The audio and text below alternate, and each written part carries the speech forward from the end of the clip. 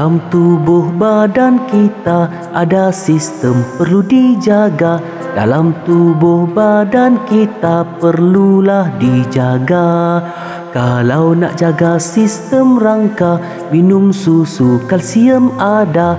Bersenam pun boleh juga, tulang kuat sentiasa.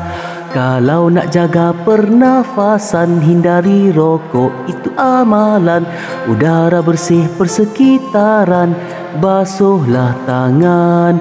Kalau nak jaga pencernaan, minum air gelasnya 8. Makan banyak sayur-sayuran, buah-buahan.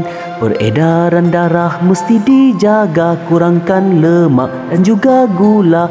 Bila bersenam sentiasa, sihat jantung kita.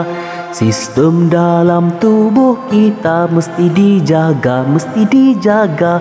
Sistem dalam tubuh kita mestilah dijaga.